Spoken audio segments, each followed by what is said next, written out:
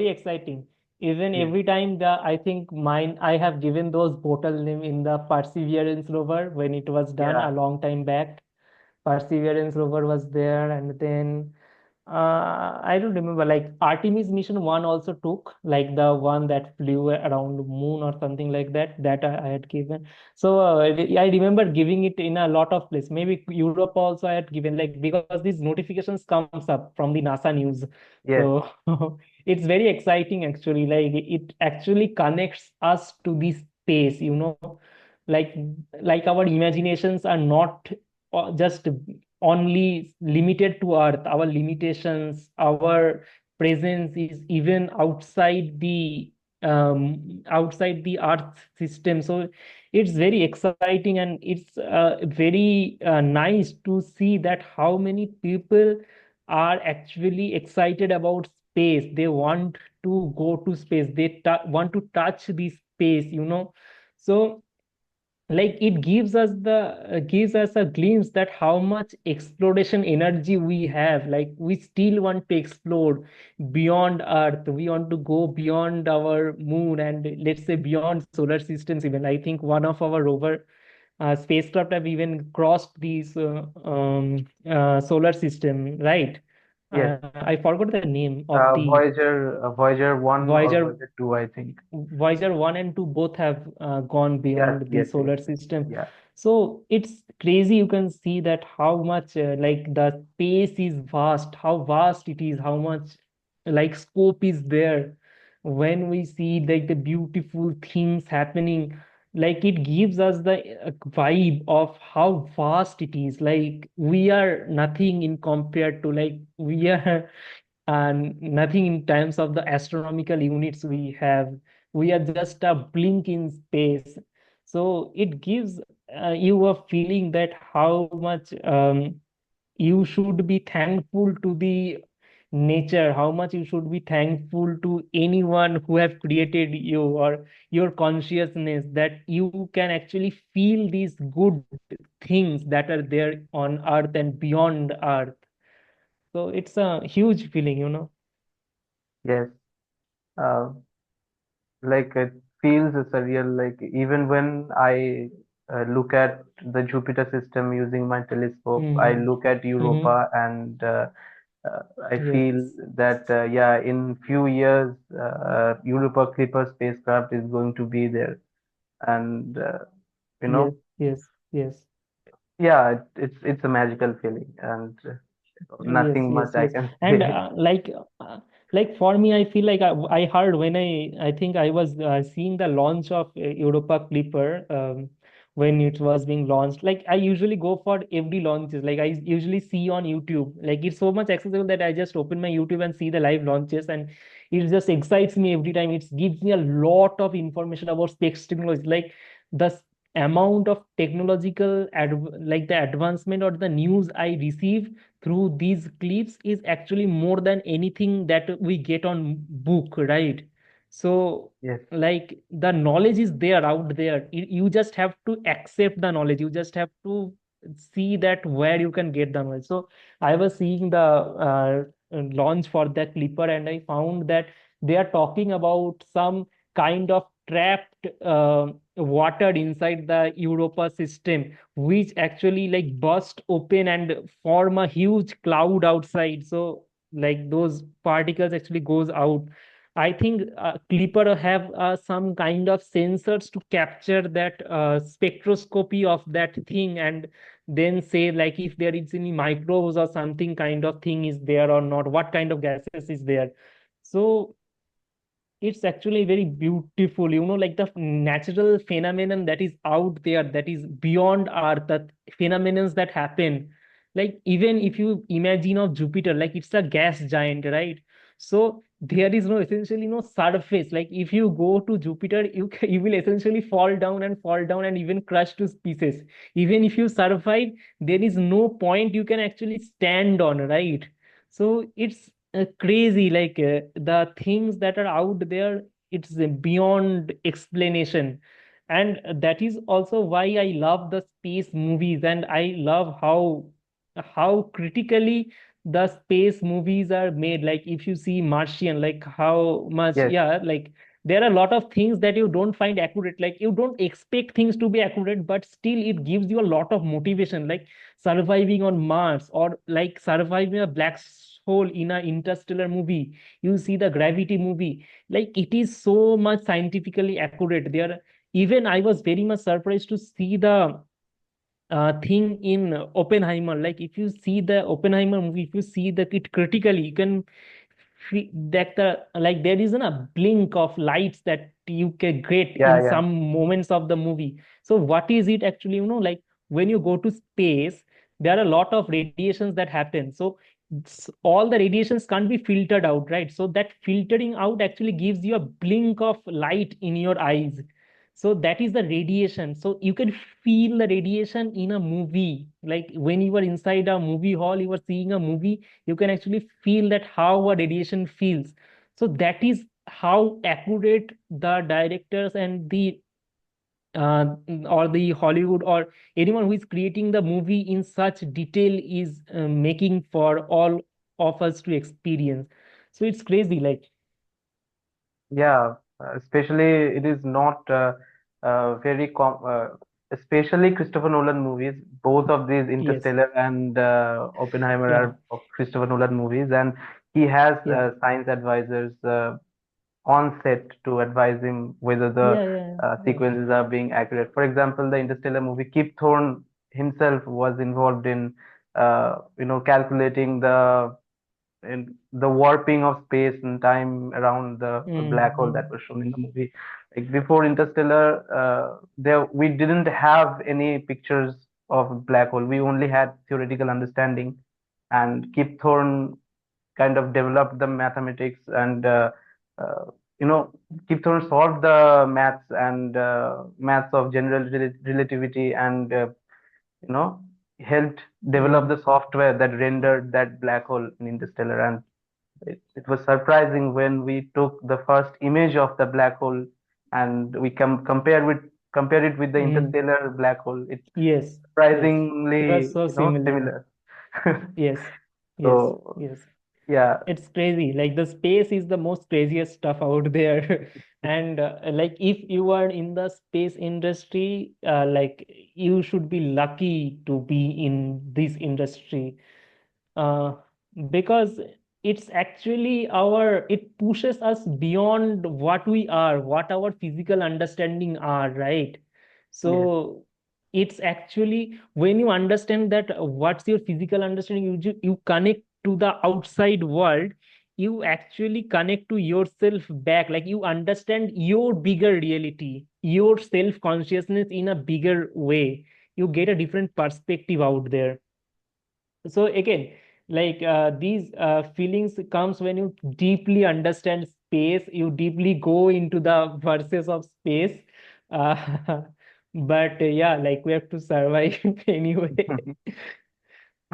So since we were talking about the Martian movie, there the Hmm. character survived, I think, for 1 year and sustained Yes. himself by Mm-hmm. cultivating potatoes and all uh, Mm-hmm. the things Mm-hmm. like that. So Mm-hmm. that brings us to your research topic. Like you have published research on self-sustainable lunar habitat. So what are the key Yes. elements required to make a lunar habitat self-sustaining?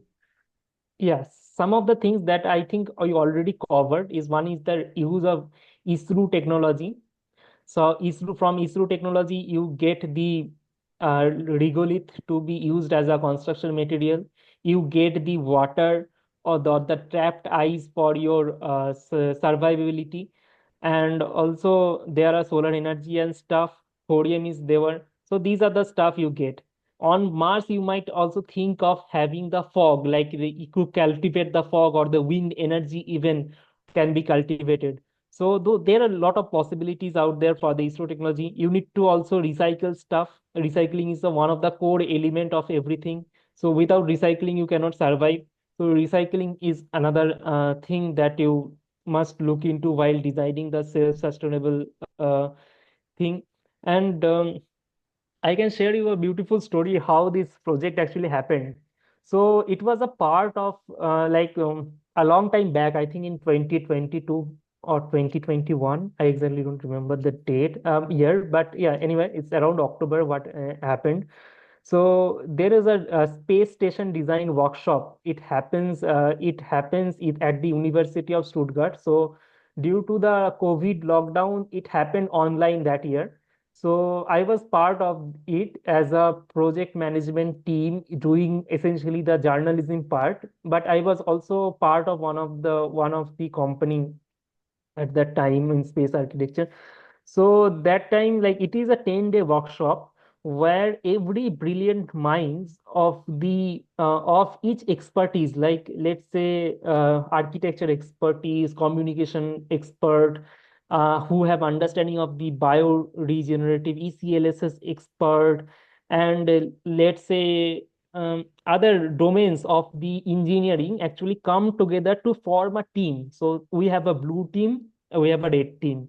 So I was part of the blue team. It was I think it was about 15 or 20 member team who essentially had a gathered in a gather town. There is a software called gather town where you can get a digital avatar and just go into and just collaborate with people. So we collaborated all together to form the lunar habitat. Like the we named the lunar habitat as the Amore. Amore means love in French, I guess. Yes. So it is so we gave the name Amore, and we formed the self-sustaining lunar habitat, a conceptual habitat.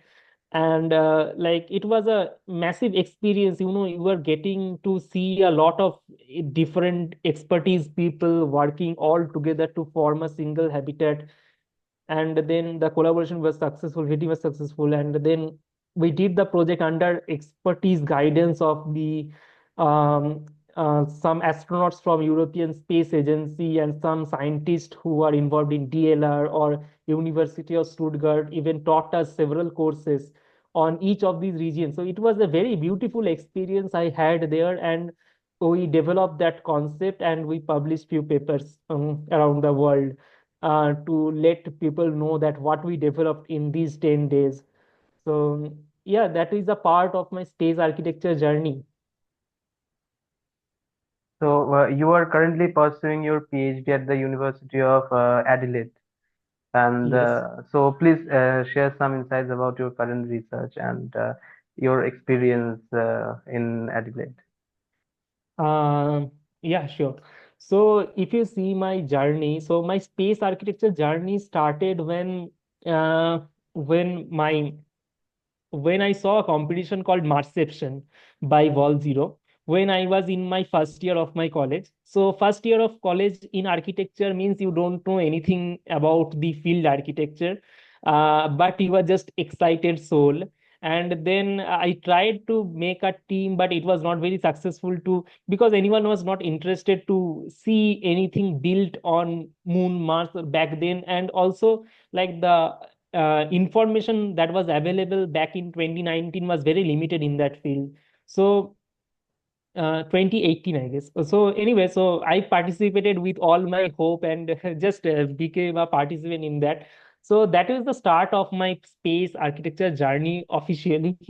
But like as I was in the architecture, I had a huge exciting thing for space, my passion for space. So later, when COVID happened, I got into a company called ArcWeb for architectural journalism for a few months. So there I told the head of the company to told that to I can publish a research on about a brief history of space architecture, like what happened in the space architecture domain. So it is in term like it is a research for me as well and a research for them as well. So it was a win-win for both of us. So I wrote the article, and it gave me the thrill that how much space architecture have actually evolved in the past few days. And but there was no one doing in India or in some of the other countries other than USA. So that was the time I actually thought that I this is the right domain for me. Like I am in architecture, I have understanding, like I love physics, I love physics so much that during my joint entrances, I read Resnick, Alida, and Feynman as well in physics, but I didn't even touch a extra book in chemistry and mathematics. So yeah, I was a crazy physics guy. So so again, space relates me to the physics as well, physical understanding of the space and stuff. So it's a challenge, so the challenge of space itself is very thrilling for me. Like everything, when I see challenge in anything, I just am there for the challenge. So anyway, crazy things apart, so where else? So I did participate in competition, and then I wrote the article, and then I thought that I should make a mark in this space, space architecture. I should leave my impression in space architecture. So I wrote many letters to people across LinkedIn, whomever I find. I wrote them a letter that, see, I am very interested in this space and I want to do something in that field. But like there are some kind of restrictions, some kind of privacy stuffs that happen, that anyone cannot let you inside the space industry. It's very vast, and there are some protocols as well.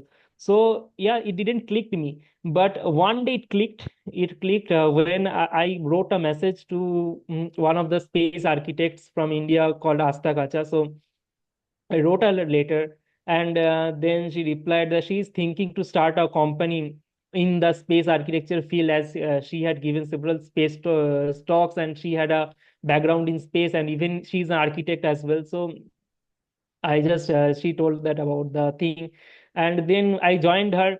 There was a four guy member team from across the world. We started like the company started like the company, and then we had a great time there. I had a good understanding of space architecture, and I was working as a space computational designer. So computational designer is a thing where an architect essentially uses a lot of computation stuff to build the architecture. So what I mean by that is, not only just we are using AutoCAD and Revit kind of software, I was also using Grasshopper and Rhino kind of software, which are the programming tools in terms of architecture. So anyone beyond architecture would find it very difficult to understand what it is, but anyone can just Google to see what Grasshopper software is. So Grasshopper software is a visual scripting software where you can do a lot of mesmerizing things with the parametric architecture kind of stuffs there.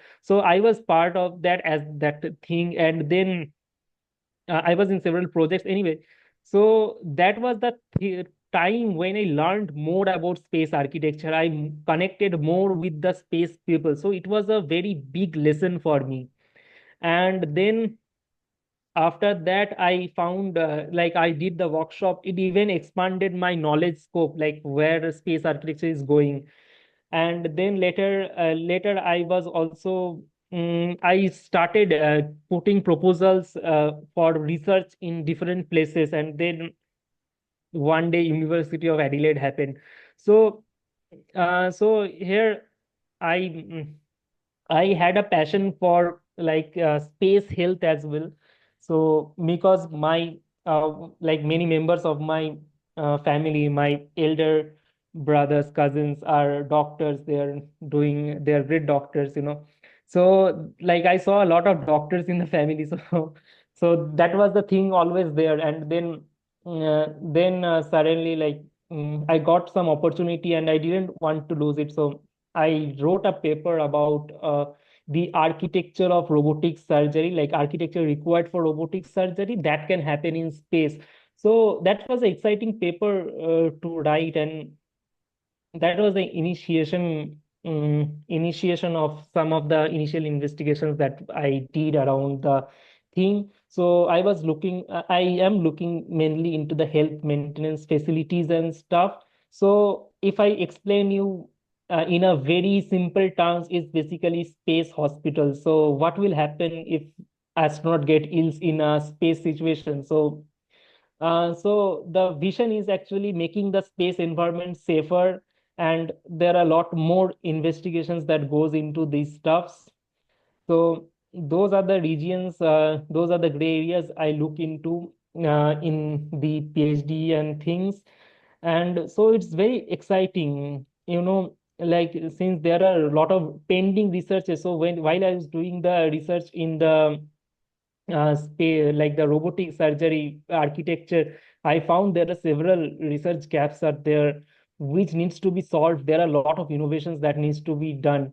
So uh, so that is the area I am looking, and it's very exciting, and I am now a part of Lunar Architecture Research Group, where we are currently a member of four people, four researchers looking into different aspects of lunar architecture and solving crazy stuffs at the University of Adelaide. Yeah, that's it. That's great to hear. Mm, I know what it's like to pursue, what you love the most. Yes. For example, I am from engineering background, but I did Mhm. not like engineering at all. So uh, I'm from electrical engineering background, but Mhm. my favorite subject is physics. And Mhm. so during my final years, I think uh, I was realizing that this is not what I want to do. If I have to do higher studies, it has to be in Mhm. physics, or Yes. most preferably in somewhere related to astrophysics. Mhm. Mhm. So I just started, studying physics all by myself while being Mhm. an electrical engineering student.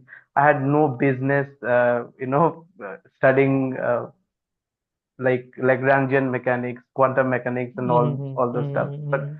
I Mhm. still did, and Mhm. now I have given physics gate in physics, not electrical engineering. But Oh, that's I awesome. don't I don't want to do electrical engineering Uh-huh. anyway. So Uh-huh. I recently appeared for gate physics and currently Mhm. waiting for the results. So I'm Mhm. confident that That's awesome. it would, I will clear the cutoff and probably would Yes. get into some university by July. Yeah. So Okay, that's yeah, awesome. That's awesome. You should always try for the highest, like that's the main core of everyone should be. So best yeah. of luck. You will definitely do great. And for best of luck for your future endeavors Thank you. too. It's good to see someone doing a lot of space stuffs, and then again being a master's in physics is crazy out there. So Yes, I hope best of luck for you. thank you. So after my graduation, I just bought this book and just gobbled it up like like crazy. I can't explain how many hours I've spent with this book. Like Mm. I just gobbled it up Uh, entirely. mm. And Uh, then one yeah. after other, like quantum mechanics, then Mm-hmm. Mm. Yeah, physics I happened. think the best place to learn quantum mechanics is definitely Feynman. Like you will love it if you. I think like you shouldn't go into the other lectures, but the third part of the book, the lectures by Richard Feynman, the third book have the entire quantum mechanics actually. You will love to see how simply the concepts of quantum mechanics is being used. So I didn't read like the entire book or stuff like that, but I am very much fond of the mechanics part. That is the first part of the Feynman's first part. So like how simple explanations actually understood gave you the understanding of the greatest concept. Like the greatest concept of physics is conservation of mass. Like that's the core of physics. Like when you see the how conservation of mass being explained by Richard Feynman, you will just feel that it's just a play thing to do. Like it's just a play. You don't need a great equation to prove conservation of mass. It's as simple as it is. Another writer whom I really like the to read is Simon Singh, and someone called Simon Singh is a great writer whom and there is a other guy. I don't remember the name actually. Some format or Zakurai. something like that. No, no, no. Okay. Mm, some format. Anyway, so Simon Singh was one of the greatest writer I really liked. Another I don't remember right now, but I did also Firoz of Kapra. Firoz of Okay. Kapra. There is another writer called Firoz of Kapra. Yeah, I really liked his book as well. I read a lot of his books. So those are some of the people I read while growing up. But now, like after having a bachelor's degree and master's degree in Jadavpur for 7 years in architecture, I am here in Australia for the first time in Australia here. And this is also like first time I am going outside my continent. Before that, I had been to Singapore uh, for my conference, which where I was researching on underground cities and space cities. So those are some of the things I looked into before, like I think 2022 2022 around or 2024 around. I don't remember, not 2024, 2023 I was in Singapore. Anyway, so now it's Australia here, and like it's around 8 and I think the sun is still up here. So the weathers are crazy, the things that I see here are crazy, and I'm just loving the atmosphere, the people, the food. It's amazing out here. Okay. So yeah, I have looked into Feynman lectures, and especially the quantum Mm, mechanics part. And it's a mm, great book for giving you the initial intuition about quantum mechanics. But the book I just yes. showed you is actually a textbook which goes into a lot more details into the mathematics Uh, and all that stuff. mm, So I really needed yes. that, mathematical background Yes. to Yes. appear for the exams. So I Yes. used that book. Yes. Mhm. So yeah, the One warning. more question Yeah. I have for you. Like, since you know things about quantum mechanics, Yes. though I know like you were supposed to question me, but still, like I have some question around. So, what do you think the relationship between quantum mechanics and quantum computing? Like, is there a relationship between them, or how both works actually? Do you have any Okay. idea So about in that yes, yes. area? Actually, what we do is in classical computing, what we do is we make use of bits, and this Yes. bits can have only two possible values, like either one Mm-hmm. or Yes. zero. And based on Yes. that, we do all sorts of calculations, Yes. manipulating the bits Yeah. using Yeah. transistors and like Mm-hmm. that. So Yes. in that case, what happens is that imagine a maze, like you have seen a maze problem, and Yes. the Yes. maze has many different paths, but Mm-hmm. only one solution is correct, right? Okay. Yes. So, Yes. uh, since classical computers can only have one or zero, they Mm-hmm. uh, think of it like it They tries. can go one way. I understand. Yeah, Yes. yeah. I am So also it, from a computation background, so I yeah, understand. yeah. Like it can only So take one background, so it will take every possible thing yes, to actually solve the maze and then finally find the maze. Yes, I yes, understand and that it would part. finally find the Yeah. maze, but it would take Yes. time because it has Yeah. to A lot of look time. for all the Every possible paths. possibilities. Yeah, Yes. and one by one, like it can't do it Mm-hmm. simultaneously. But since Yes. quantum Yes. system can be in superpositions, like can Mm-hmm. be in different states at the same time, Mm-hmm. so Mm-hmm. quantum computers can explore the maze, all the different possible paths at the same time, and it would Okay. just like that. Whatever computation a classical computer would do in would take hours to complete, quantum computer can Mm-hmm. do it in mere seconds, and even faster, mere milliseconds or nanoseconds, because it can explore all those states at the same time. So quantum Okay. computer makes use of qubits, like Okay. quantum bits that can be both in state 0 and state 1 at the same time, and these Okay. bits are used to Okay. do calculations Okay. Do in you have idea about what essentially qubits mean? Like when you say it's not zero and one, like it's both at same time. yes. Like how does that even exists in real world? Like how do you explain it to a kid? That. So they kind of make use of particles that can be in two distinct states at the same time. For example, you can use uh, electrons that have two Mm-hmm. possible spin states, like up or Yes. down, and you can Yes.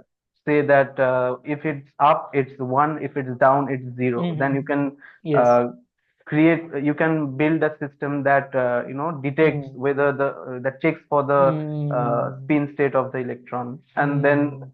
you can say then at this Mm. particular scenario the electron is a type of qubit that Mm. exists in both Mm. 1 and 0 at the same time.